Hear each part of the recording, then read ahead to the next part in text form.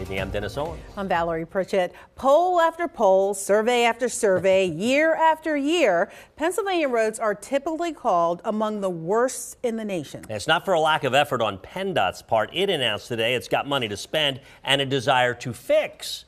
But who exactly is keeping an eye on that money? I'd like to thank everyone for attending today's construction season kickoff event for PennDOT District 8. The orange cones will soon be in full bloom.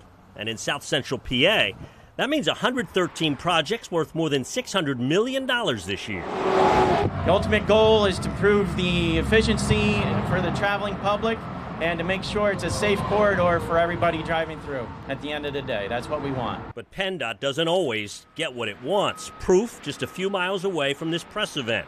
The Mount Rose Interchange was years behind schedule and millions over budget. We have to assure that that lowest bidder is actually qualified and competent. Senator Kristen Phillips-Hill describes it as a mess for her and her constituents.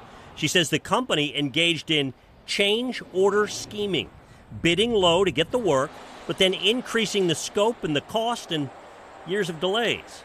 Her bill would require due diligence before such contracts are awarded. A simple Google search on business practices of a contractor in other states would be very revealing and important in making a determination as to whether or not they are a qualified bidder. If you have a past history of failures, you probably shouldn't be doing the work here in the Commonwealth. So I think it's fair to open up those procurement laws. Good roads at fair prices are not partisan concepts. Both parties support that. Also bipartisan, Phillips-Hill says, her bill that would weed out bad actors before they ever get state business.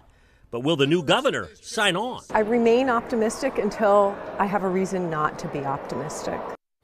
And Phillips-Hill's on the Senate's Appropriations Committee, which will host the PennDOT Secretary tomorrow. You can be sure she will be asking Acting Secretary Mike Carroll that very question.